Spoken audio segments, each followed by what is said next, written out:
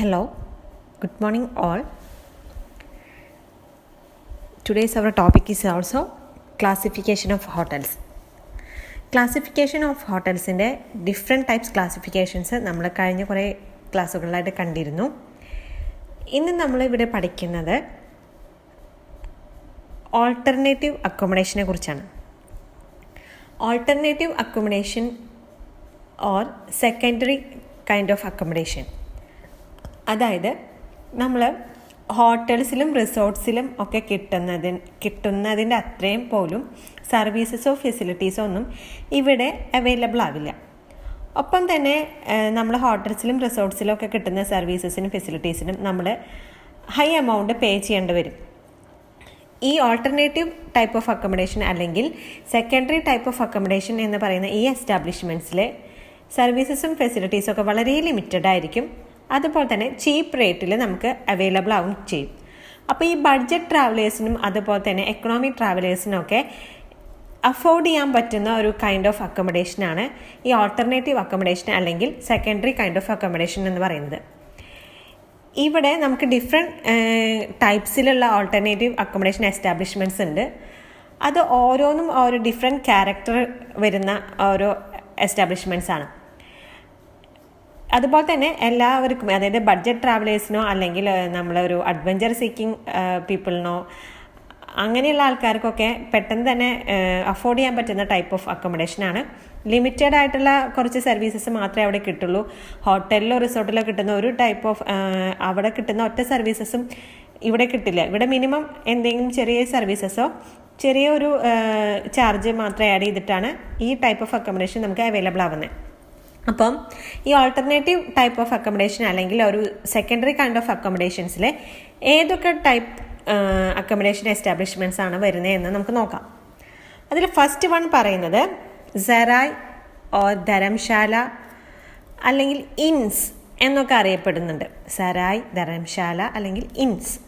Okay, അപ്പോൾ ഇത് പറയുന്നത് എന്താണെന്ന് വെച്ചാൽ അതൊരു ലോഡ്ജിങ് എസ്റ്റാബ്ലിഷ്മെൻ്റ് ആണ്. It is located near the pilgrim places. Pilgrim സെൻറ്റേഴ്സിൻ്റെ അടുത്തുള്ള ഒരു അക്കോമഡേഷൻ എസ്റ്റാബ്ലിഷ്മെൻറ്റ്സ് ആണ് ഈ പറയുന്ന സറായ് അല്ലെങ്കിൽ ധരംശാലാസ് അല്ലെങ്കിൽ ഇൻസ്. ഓക്കെ, പിൽഗ്രിം സെൻറ്റേഴ്സ് എന്ന് പറയുമ്പോൾ തീർത്ഥാടന കേന്ദ്രങ്ങൾ, അത് ഓരോ തീർത്ഥാടന കേന്ദ്രത്തിൻ്റെ അടുത്ത് ഉള്ള ഓരോ അക്കോമഡേഷൻ എസ്റ്റാബ്ലിഷ്മെൻറ്റ്. ഇത് മിക്കവാറും ആ ഒരു പിൽഗ്രിം സെൻറ്ററിൻ്റെ ഏതെങ്കിലും ട്രസ്റ്റോ കാര്യങ്ങളോ ഒക്കെ ആയിരിക്കും ഈ ഒരു ടൈപ്പ് ഓഫ് അക്കോമഡേഷൻ റൺ ചെയ്യുന്നത്.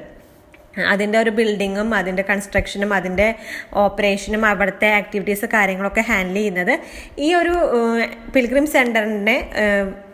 സെൻറ്ററിൻ്റേതായിട്ടുള്ള ഏതെങ്കിലും ഒരു ട്രസ്റ്റുകളോ അല്ലെങ്കിൽ ഏതെങ്കിലും ഓർഗനൈസേഷനോ ഒക്കെ ആയിരിക്കും ആ ഒരു ബിസിനസ് റൺ ചെയ്ത് പോകുന്നത്.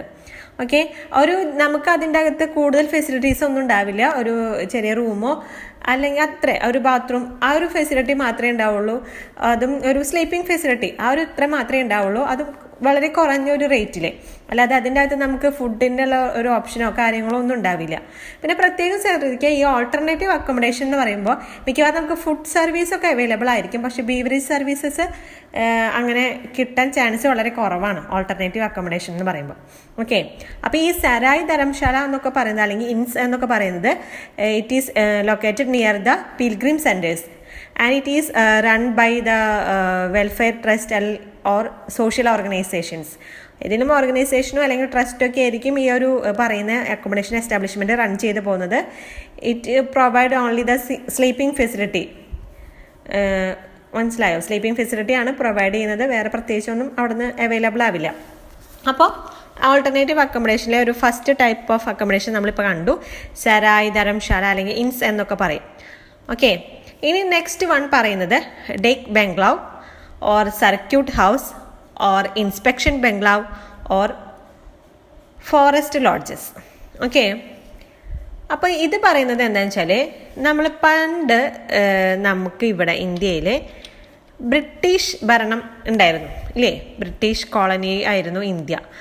അപ്പം അവർ ആ ബ്രിട്ടീഷ് ഭരണകാലത്ത് അവരുടെ ആ ഒരു ഒഫീഷ്യൽസിന്, ബ്രിട്ടീഷ് എന്താ പറയുക, അവരുടെ ആ ഒഫീഷ്യൽസ് വൈസ്രോയിമാർ അങ്ങനെയൊക്കെ പറയില്ലേ നമ്മൾ, അവർക്കൊക്കെ വേണ്ടിയിട്ട് ഓരോ റിമോട്ട് ഏരിയാസിൽ അല്ലെങ്കിൽ ഏതെങ്കിലും സീനിക് അട്രാക്ഷനുള്ള ഒരു ഏരിയയിലൊക്കെ ഇവർ റെസ്റ്റ് ഹൗസസും ഒക്കെ പണിയാറുണ്ട്.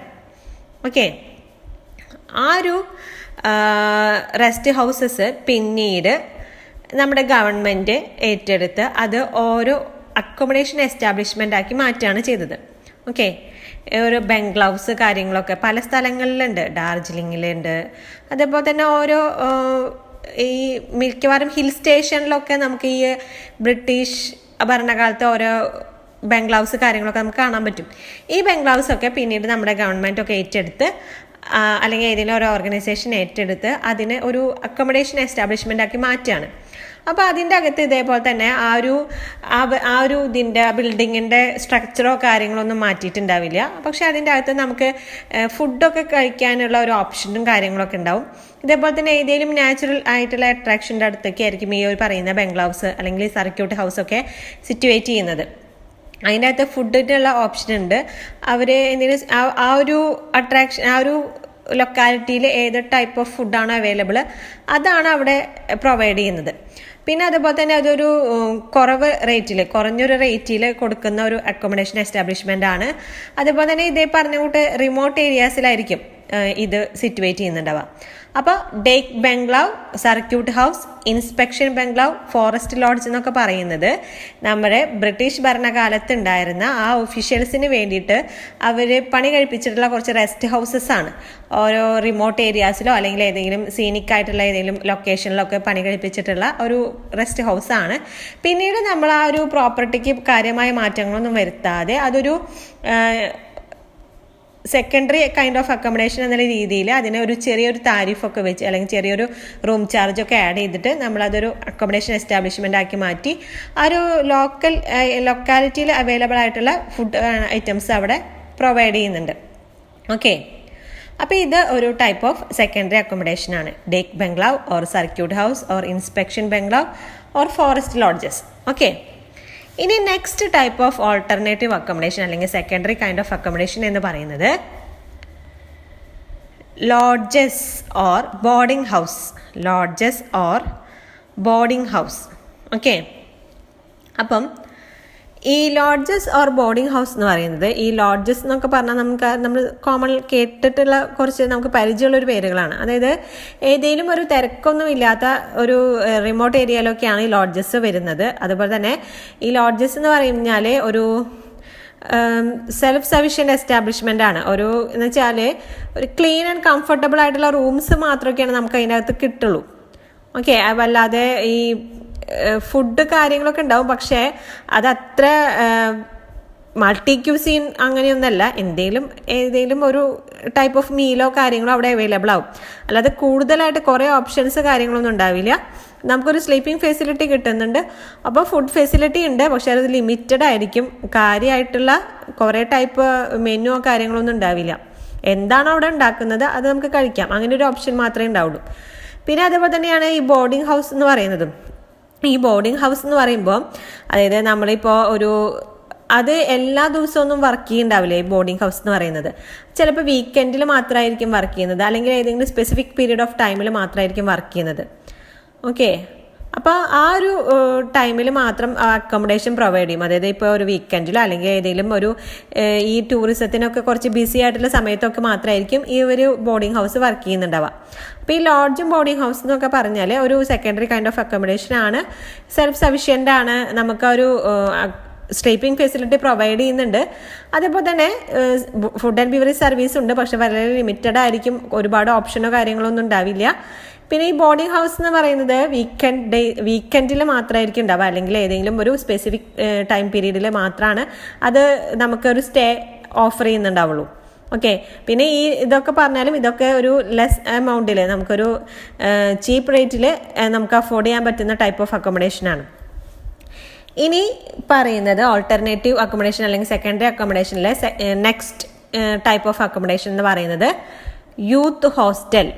ഓക്കെ, യൂത്ത് ഹോസ്റ്റൽ എന്ന് പറയുമ്പോൾ നമുക്ക് ആ പേര് പോലെ തന്നെ നമുക്ക് മനസ്സിലാക്കാം. യൂത്ത് ഹോസ്റ്റൽസ് എന്ന് പറയുന്നത് mainly cater to the youth.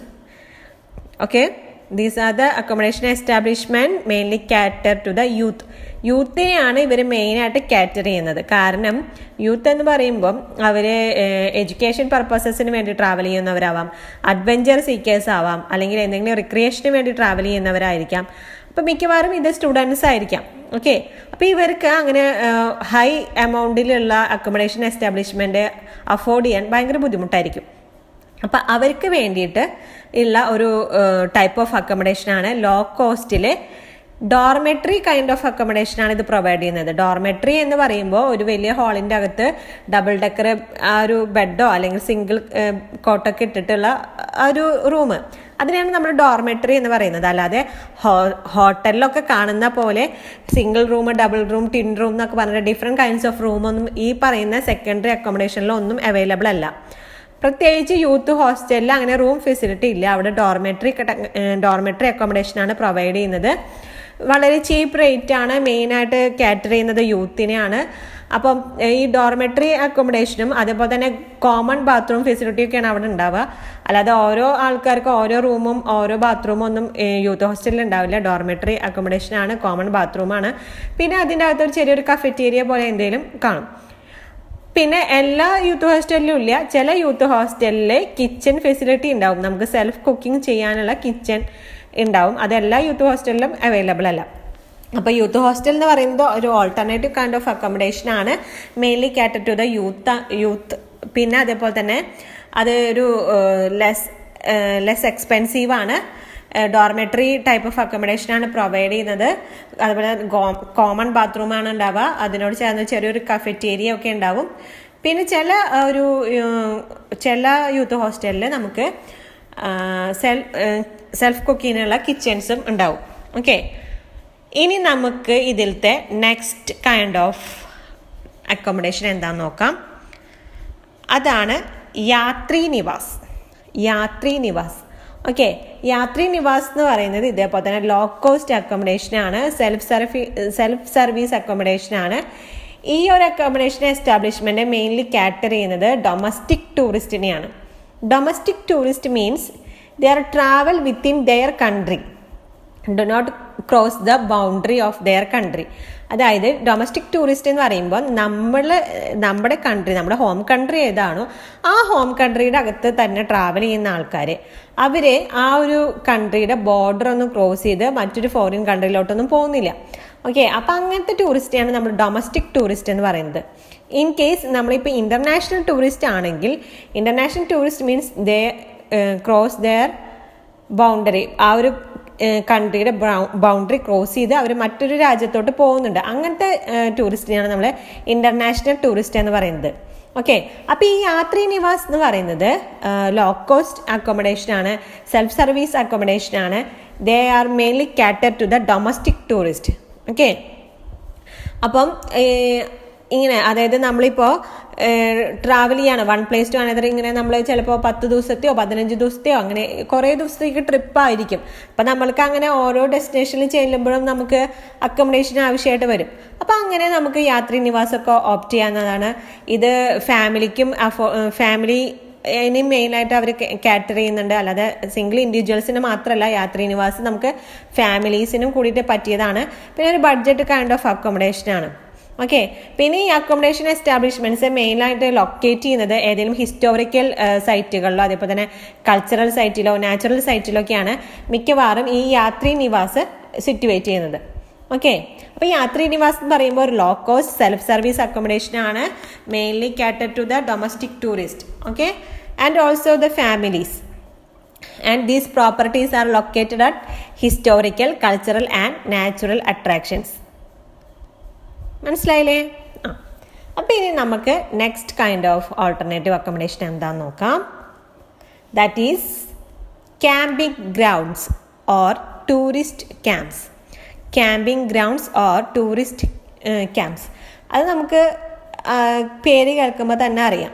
അതായത് ക്യാമ്പിംഗ് ഗ്രൗണ്ട്സ് എന്നൊക്കെ പറഞ്ഞാൽ ഏതെങ്കിലും ഓപ്പൺ സ്പേസിൽ നമ്മൾ ഈ ടെൻറ്റ് കാര്യങ്ങളൊക്കെ കെട്ടിയിട്ട് താമസിക്കില്ലേ, അതിനെയാണ് നമ്മൾ ഈ ക്യാമ്പിംഗ് ഗ്രൗണ്ട്സ് അല്ലെങ്കിൽ ടൂറിസ്റ്റ് ക്യാമ്പ്സ് എന്നൊക്കെ പറയുന്നത്. മനസ്സിലായോ? അപ്പോൾ അതിൻ്റെ അകത്ത് നമുക്ക് ഇതേപോലെ തന്നെ ടെൻറ്റുകളായിരിക്കും നമുക്ക് അക്കോമഡേഷന് വേണ്ടി പ്രൊവൈഡ് ചെയ്യുന്നത്. ഒപ്പം തന്നെ നമുക്ക് വണ്ടികൾ കാര്യങ്ങളൊക്കെ ഉണ്ടെങ്കിൽ അതിനുള്ള പാർക്കിംഗ് സ്പേസ് ഉണ്ടാവും. പിന്നെ നമുക്ക് ഡ്രിങ്കിങ് വാട്ടർ ഫെസിലിറ്റി, ഇലക്ട്രിസിറ്റി, അതുപോലെ തന്നെ ബാത്റൂം, ടോയ്ലറ്റ്സ്, ഇതൊക്കെ അതിൻ്റെ അടുത്ത് തന്നെയായിട്ട് നമുക്ക് അവൈലബിൾ ആണ്. ഓക്കെ. പിന്നെ ഈ ഓരോ ക്യാമ്പിനും അതിൻ്റെതായ റൂൾസ് ആൻഡ് റെഗുലേഷൻസ് ഒക്കെ ഉണ്ട്. പിന്നെ അവർ പ്രൊവൈഡ് ചെയ്യുന്ന സർവീസിനനുസരിച്ച് അതിൻ്റെ ഒരു കോസ്റ്റും നമ്മൾ കൊടുക്കേണ്ടി വരും. അത് ഓരോ ഏതെങ്കിലും ഏജൻസികളോ ഓർഗനൈസേഷൻസൊക്കെയാണ് മെയിനായിട്ട് ഈ ക്യാമ്പിംഗ് ഗ്രൗണ്ട്സും ടൂറിസ്റ്റ് ക്യാമ്പ്സൊക്കെ പ്രൊവൈഡ് ചെയ്യുന്നത്. ഇപ്പം നമുക്ക് ക്യാമ്പിംഗ് ഗ്രൗണ്ട് എന്നൊക്കെ പറഞ്ഞു കഴിഞ്ഞാൽ നിങ്ങൾ പല ഫിലിമിലും കാര്യങ്ങളിലൊക്കെ കണ്ടിട്ടുണ്ടാവും. എൻ്റെ അറിവിലൊരു ഫിലിം പറയാം. അതായത് നമ്മുടെ അറബിക് കഥ പറഞ്ഞിട്ടൊരു ഫിലിം ഉണ്ടായിരുന്നു. നമ്മുടെ ശ്രീനിവാസനും ജയസൂര്യയൊക്കെ കൂടിയിട്ട് അതിലുണ്ട് ലാസ്റ്റിൽ ഒരു ക്യാമ്പ് കാണിക്കുന്നുണ്ട്. കണ്ടിട്ടുണ്ടാവും നിങ്ങളെല്ലാവരും. ആ ഒരു രീതിയാണ് നമ്മൾ ക്യാമ്പിംഗ് സൈറ്റ് അല്ലെങ്കിൽ ക്യാമ്പിംഗ് ഗ്രൗണ്ട് അല്ലെങ്കിൽ ടൂറിസ്റ്റ് ക്യാമ്പ്സ് എന്ന് പറയുന്നത്. അതായത് ആ ഒരു ടെൻറ്റ് ടൈപ്പ് ഓഫ് അക്കോമഡേഷനാണ് പ്രൊവൈഡ് ചെയ്യുന്നത്. എങ്കിലും നമുക്ക് അതിൽ അത്യാവശ്യം വേണ്ടുന്ന ഫെസിലിറ്റീസ് ഒക്കെ ഉണ്ടാവും. ആ ഫിലിമിൽ കാണുന്ന ടൂറിസ്റ്റ് ക്യാമ്പ് ആണെങ്കിൽ അതൊരു 5 സ്റ്റാർ ഫെസിലിറ്റി ഉള്ളതാണ്. നമ്മൾ പറയുന്നത് ഒരു സെക്കൻഡറി കൈൻഡ് ഓഫ് അക്കോമഡേഷനാണ്. അപ്പോൾ വലിയ കോസ്റ്റുള്ള സംഭവമല്ല. ഓക്കെ. പിന്നെ ഇതിൽ വരുന്ന നെക്സ്റ്റ് കൈൻഡ് ഓഫ് ഒരു അക്കോമഡേഷൻ പറയുന്നത് railway or airport retiring room.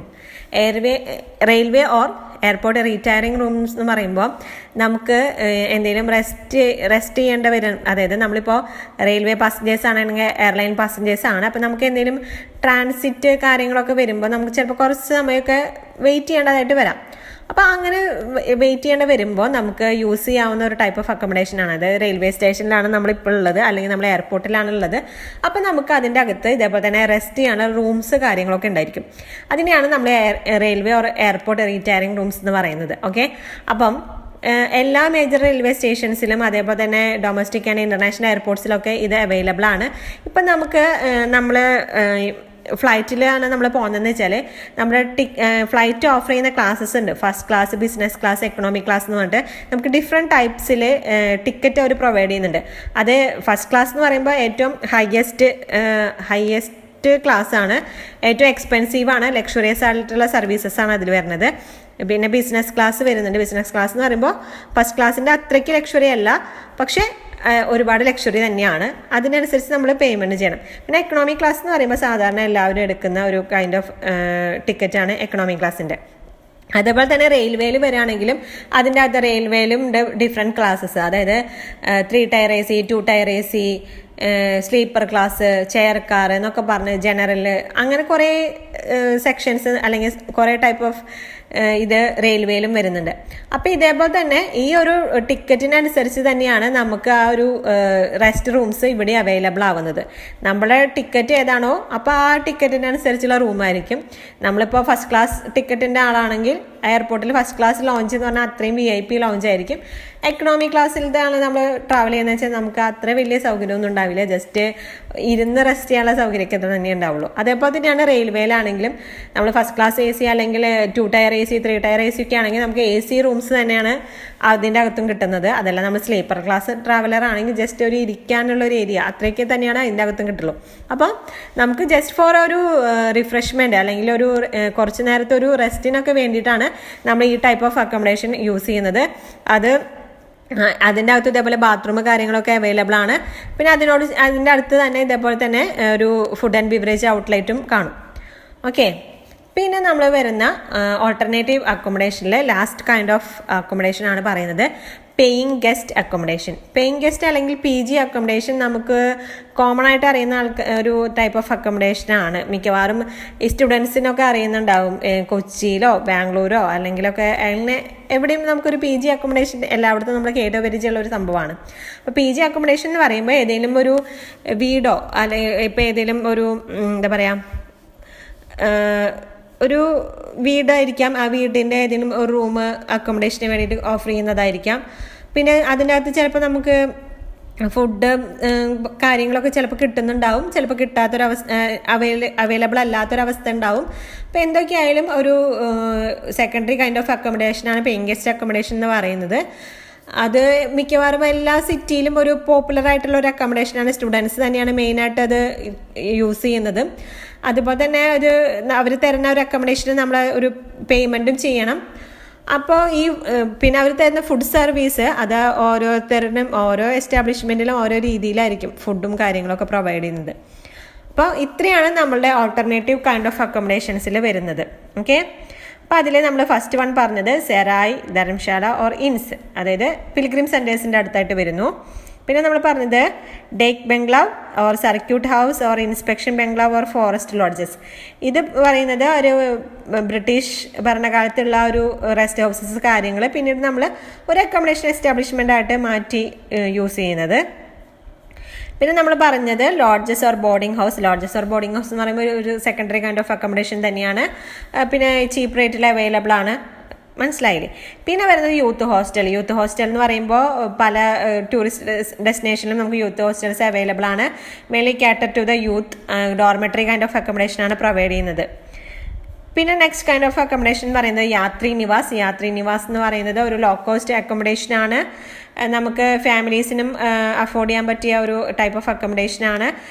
മിക്കവാറും ഇത് ഒരു ഹിസ്റ്റോറിക്കൽ അല്ലെങ്കിൽ കൾച്ചറൽ അല്ലെങ്കിൽ നാച്ചുറൽ ആയിട്ടുള്ള സൈറ്റുകളാണ് ഇത് ലൊക്കേറ്റ് ചെയ്യുന്നത്. പിന്നെ നമ്മൾ പറഞ്ഞത് camping grounds or tourist camps, അതായത് ടെൻറ്റ് അക്കോമഡേഷൻ ആണ് ഇത് പറയുന്നത്. ഏതെങ്കിലും ഒരു ഓപ്പൺ സ്പേസിലാണ് ഇത് അവൈലബിൾ ആവുന്നത്. നമുക്ക് വേണ്ടുന്ന ബേസിക് അമ്യൂണിറ്റീസ് ഒക്കെ അവിടെ അവൈലബിൾ ആണ്. പിന്നെ നെക്സ്റ്റ് വൺ പറഞ്ഞത് റെയിൽവേ ഓർ എയർപോർട്ട് റീറ്റയറിംഗ് റൂംസ് ആണ്. അതായത് റെയിൽവേ സ്റ്റേഷനിലും എയർപോർട്ടിലൊക്കെ നമുക്ക് റെസ്റ്റിന് വേണ്ടിയിട്ട് യൂസ് ചെയ്യാവുന്ന ആ ഒരു റൂംസ് ആണ്. നമ്മുടെ ടിക്കറ്റിനനുസരിച്ച്, നമ്മുടെ കൺഫേംഡ് ടിക്കറ്റിനനുസരിച്ചാണ് ആ റൂംസും കാര്യങ്ങളൊക്കെ വരുന്നത്. പിന്നെ പറഞ്ഞത് പേയിങ് ഗസ്റ്റ് അക്കോമഡേഷൻ. ഒരുവിധം എല്ലാ സിറ്റീസിലും അവൈലബിൾ ആണ് PG അക്കോമഡേഷൻ. മെയിനായിട്ട് സ്റ്റുഡൻസ് ആണ് ഇത് യൂസ് ചെയ്യുന്നത്. ഏതെങ്കിലും ഒരു വീടോ അല്ലെങ്കിൽ ആ ഒരു വ്യക്തികളൊക്കെ പ്രൊവൈഡ് ചെയ്യുന്ന ഒരു ടൈപ്പ് ഓഫ് അക്കോമഡേഷൻ ആണ്. പിന്നെ ഇതിനകത്ത് ഫുഡും കാര്യങ്ങളൊക്കെ ഓരോ ആൾക്കാരിലും വ്യത്യാസമായി ഉണ്ടാവും അവർ പ്രൊവൈഡ് ചെയ്യുന്ന കാര്യങ്ങൾ. ഓക്കെ, അപ്പോൾ ഇത്രയാണ് നമ്മൾ സെക്കൻഡറി കൈൻഡ് ഓഫ് അക്കോമഡേഷൻ അല്ലെങ്കിൽ ഓൾട്ടർനേറ്റീവ് കൈൻഡ് ഓഫ് അക്കോമഡേഷൻസിൽ പറയുന്നത്. അപ്പോൾ ഇതോട് കൂടിയിട്ട് നമ്മുടെ ആ ഒരു ക്ലാസിഫിക്കേഷൻ ഓഫ് ഹോട്ടൽസ് അല്ലെങ്കിൽ ക്ലാസിഫിക്കേഷൻ ഓഫ് അക്കോമഡേഷൻ എന്നുള്ള ഒരു പാർട്ട് ഇതോട് കൂടിയിട്ട് ഇവിടെ അവസാനിക്കുകയാണ്.